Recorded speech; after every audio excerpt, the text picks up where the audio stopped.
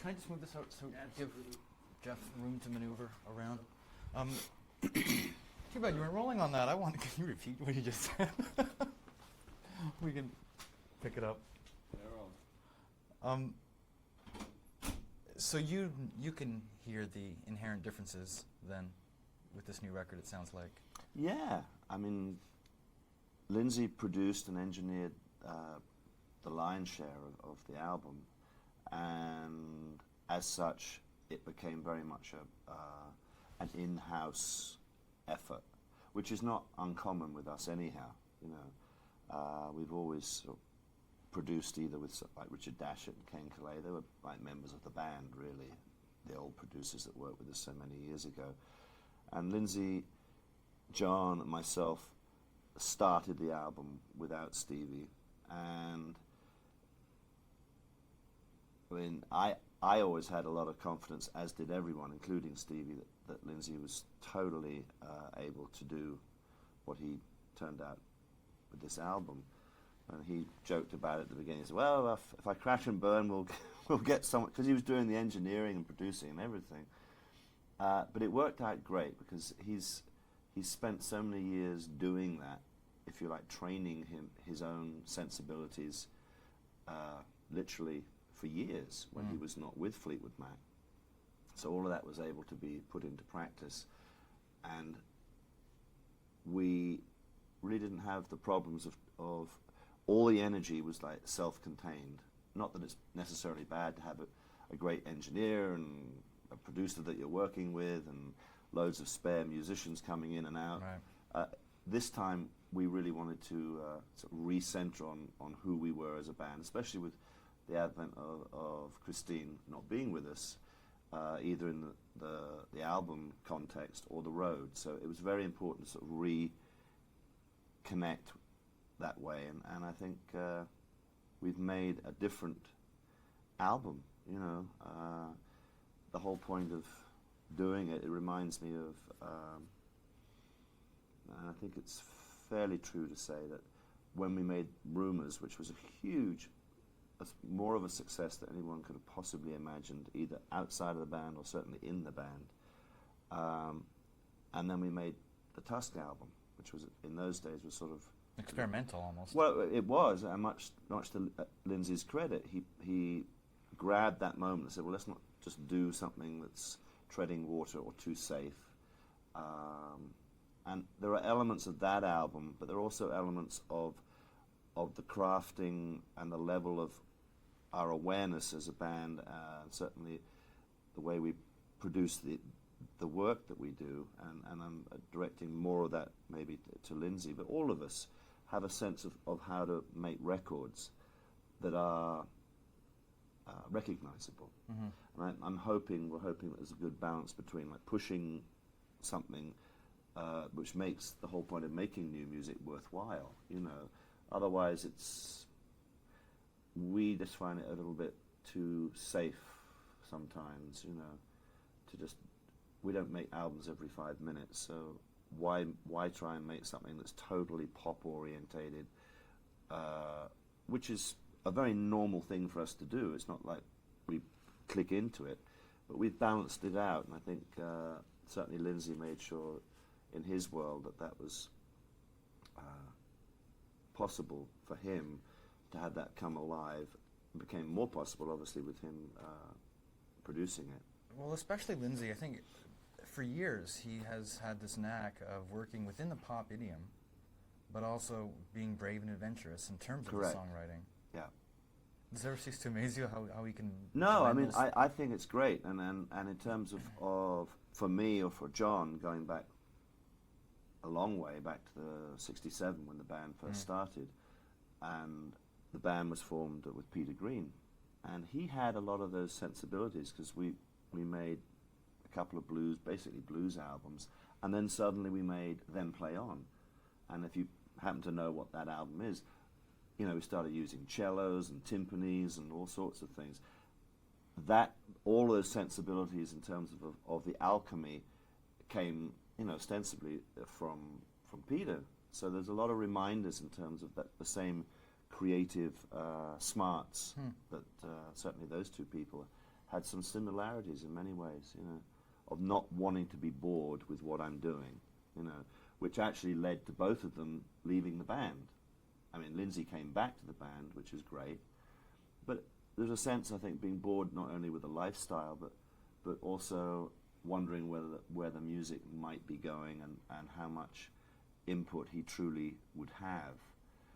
And then he chose to take his sort of wandering out in the desert for quite a while.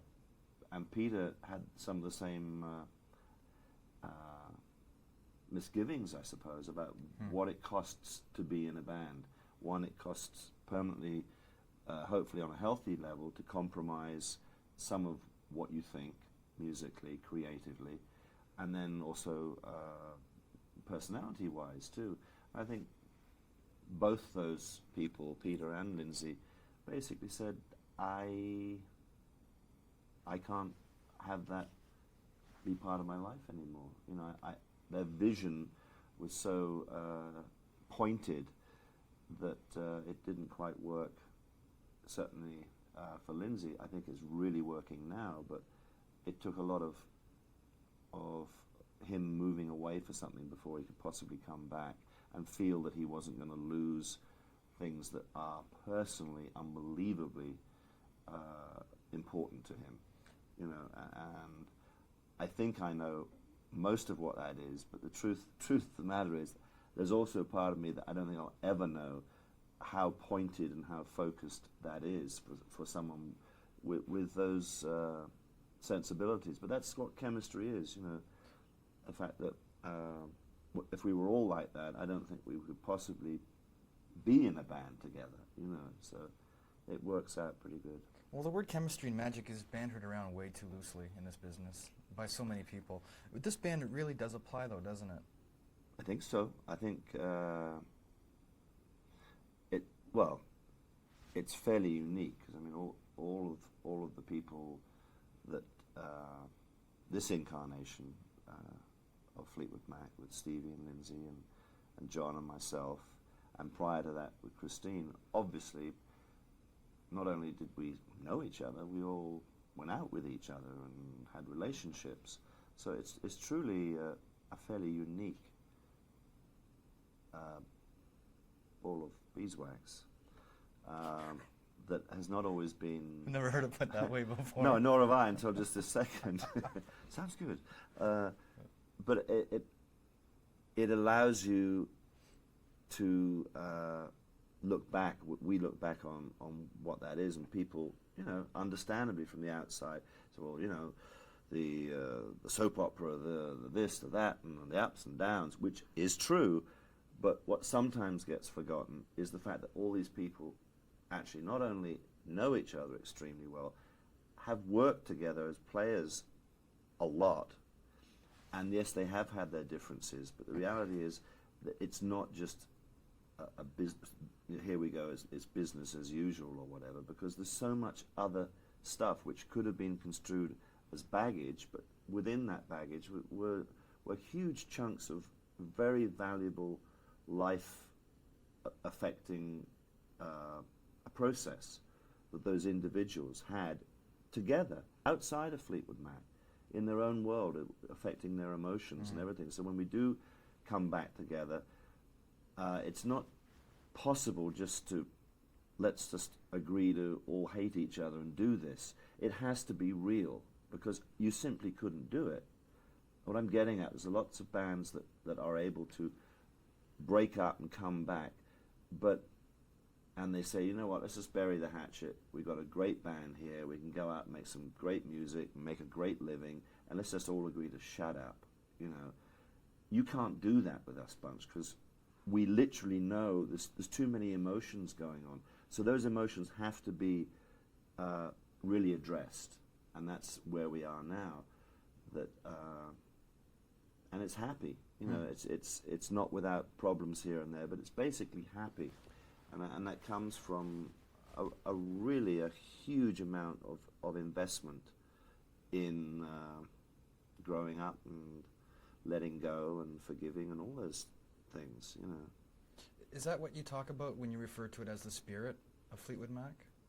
Well, I think there is a spirit of Fleetwood Mac, and I think there always has been. It just became incredibly acute when it involved personal relationships, not just friendships, but marriages and affairs and all sorts of things, where I think one has to accept that there is a real spirit, you know, and there will be when this is all over, you know, because I don't think you can possibly go through it. I mean, I relate a little bit where I don't think it's not common knowledge that, you know, the Beatles have had their problems. You know, Mick and Keith have had their problems, and the Stones, really.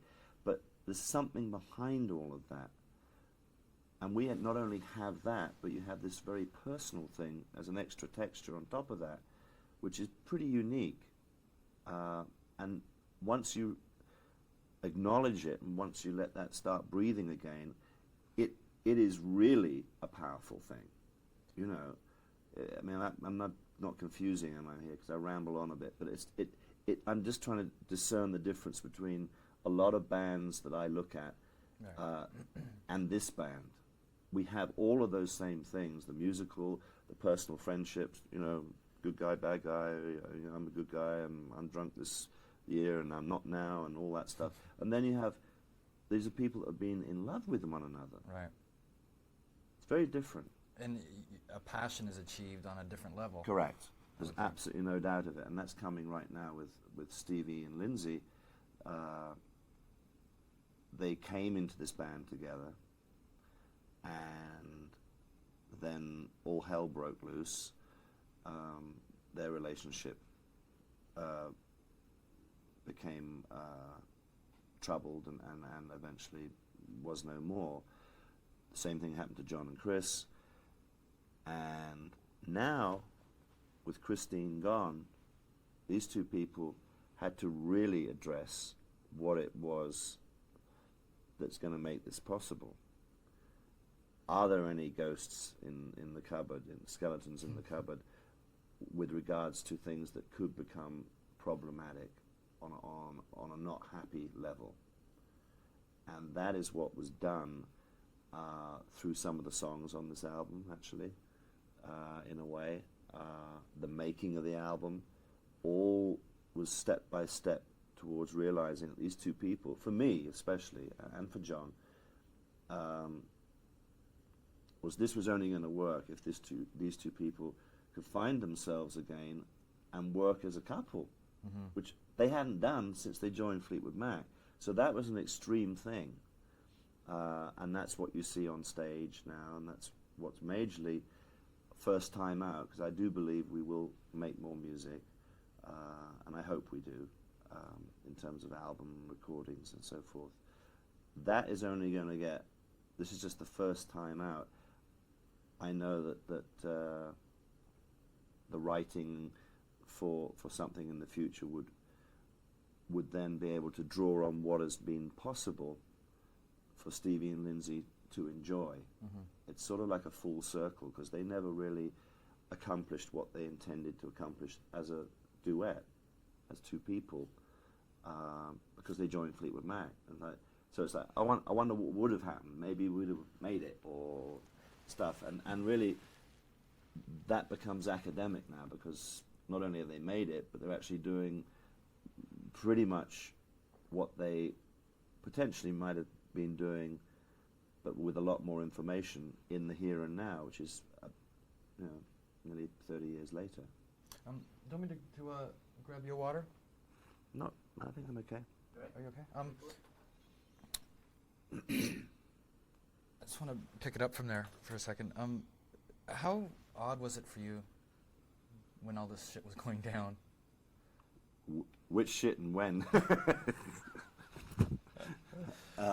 Old, new, medium shit. Old shit. Yeah. Well, we were all in the shit, you know. My marriage, everything that happened to us, unbelievably, which is again an old story, but it's still unbelievable, really, which adds to what I was trying to get into when we first started talking about how much information and how much healing and how much everything, acceptance or non-acceptance, running away or standing your ground, all sorts of things. And that came from that all of us had their relationships break up exactly at the same time during the making of Rumours. In hindsight, that was it. Though, that album wouldn't have been that album. No, I doubt it. without. I don't think, like, Go Your Own Way, and there's a lot of, like, some of it pointed and a little bit sarcastic, to say the least, I think. And also a lot of sadness in a lot of the songs. That certainly became part of the strength of that album. And I was only spared because my wife and I had broken up. I had 2 gorgeous children, and my whole thing was, one of my best friends was with my wife, so it was basically the same thing, except I didn't have to work every day with her, Right. as Lindsey and John did with their ladies, with Stevie and with Chris. So I was sort of like piggy in the middle, desperately sort of running around, but I don't ever remember. I know Lindsey had some trepidations, and he said, "I don't know when I can do this. It's like this whole thing's too crazy." And I said, "Well, if you want to be in a band, you've got to learn to compromise. And if the music's, and it was. The music got us through, but it was tough. It was very tough." That album, and pretty well every album after that this band put out, I can look back and know exactly what grade I was in, what was going on in my life, and I'm sure you hear that every day from people, just how important this band's music was to so many people growing up, and maybe 2 generations worth. Does it ever cease to amaze you how many stories you've heard over the years? It continues to happen, and it can only be gratifying. It's maybe in good humor a little sobering, realizing how long you've been doing this, but no, it's great. It's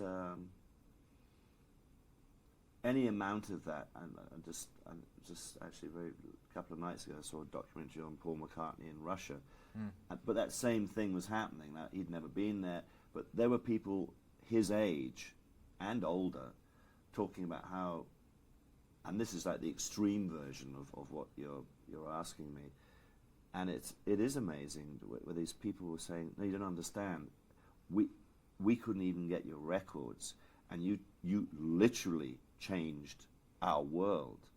And that's an extreme, when you look at someone socially, what the Beatles did, and Paul was talking to some politicians there and stuff, and I think it was amazing him, because you don't really know sometimes, and then you think, and you have to ask yourself, well, what, and then I can find things in my world that, relate to music, and usually with music, that, I can remember the record that I used to play, whether it was, breaking up with someone and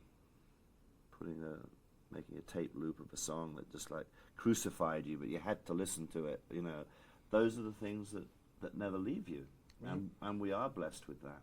Sorry, I need to stop just for a moment to battery change.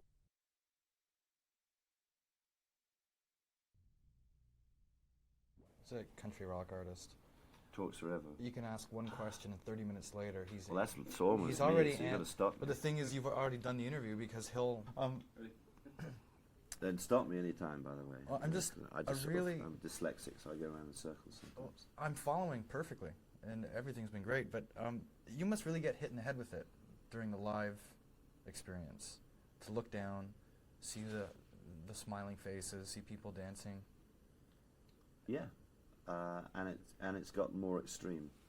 We've noticed that on this tour, even since when we last went out, which was about 6.5 years ago, with the dance, which was a great tour, which is the reason I think we're even doing this.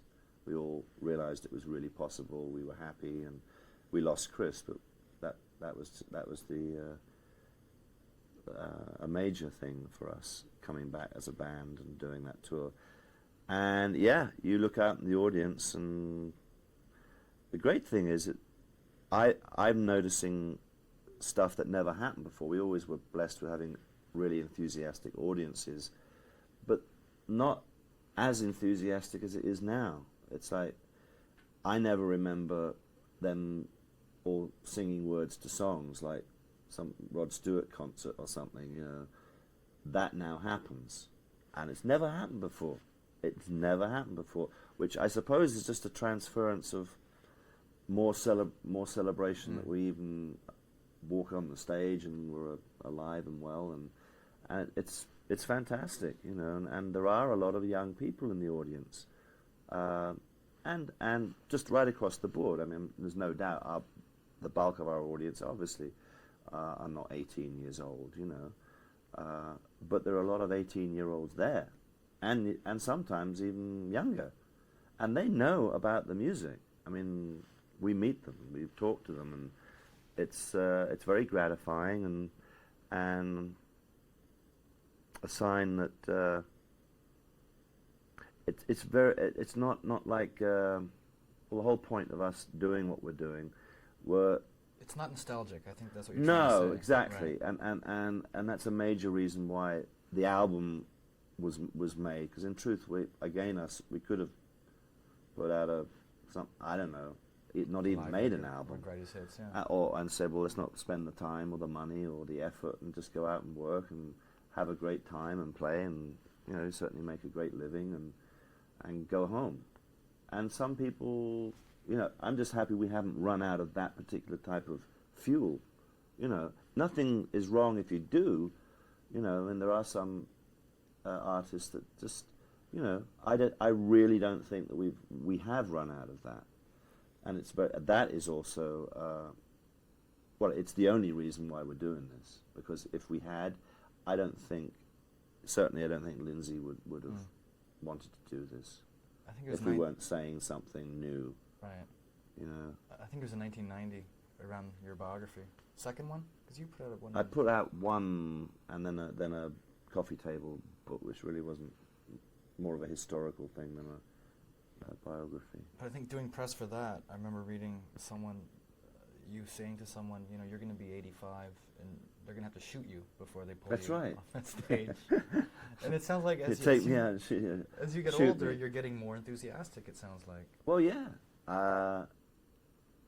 Again, I think if you keep physically,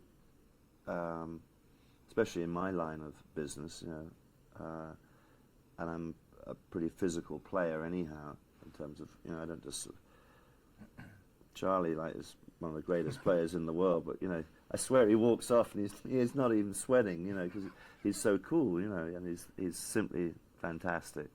And I'm like huffing and puffing, and I'm a theatrical monster or whatever. A lot of facial expressions when you play. It's just part of me. It's like me and Keith Moon got some weird thing that's how we were, you know. Lots of arms flying around and stuff. So you have to stay fit, but having once accepted that, and you can't stay up for 3 days, you know, snorting cocaine and stuff. It's just not possible. I wouldn't want to anyhow. But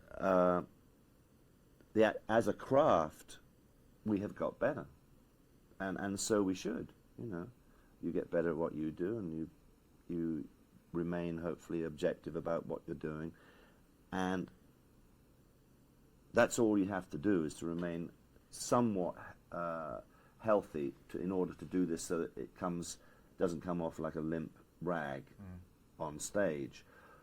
You can most certainly continue the craft of making music in the context of live recording, whether you're about to take your last breath, which is, you know, God bless him, you know, Johnny Cash. You know, I mean, he was recording right up until he died. And he was very ill, but he was still doing, I bet some of the stuff is very poignant and fantastic when it comes out, which I'm sure it will. So that part can carry on really forever. But live performances, you have to be able to put out. And that's what I think, anyhow. And we're able to do that, seemingly, for the moment, successfully. Yeah. I mean, we're not all 85 years old. We're only in our 50s, you know.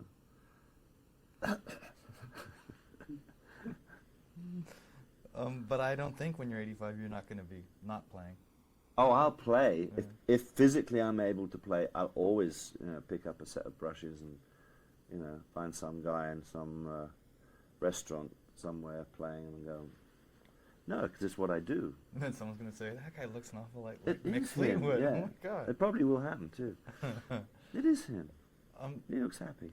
Everyone had their own reasons for walking away from the unit for however length of time that they were gone, then returned. Mm-hmm. Different reasons. What was it with Christine? It was just enough? And yeah, I know that that tour was a happy tour. For her, she never did really like anything, not that we're very show busy anyhow, but there is, it is part of doing this, and I've got to go and put makeup on, I'm going to do the interview. And she said, I just don't want to do that anymore.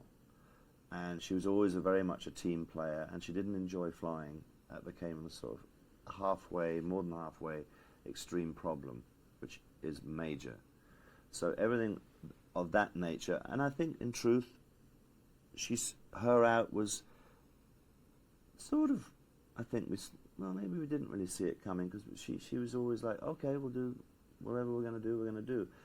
I think she wanted to live her life without any constraints, and for her, she's certainly never has to work again, etc., etc. And she said, I've done my tenure, and we've done a great tour, and this tour has taught me that I don't want to do this again. I think if we'd have said we're going to make records and not tour, I think she no doubt would have done that. She's on the record. She is on the record by sort of default, but that was when me and Lindsey and myself, with his solo project, which became we inherited that and folded that into this album, and she was on that, and a couple of things. So she has just moved on, and she's happy and learning to cook and traveling and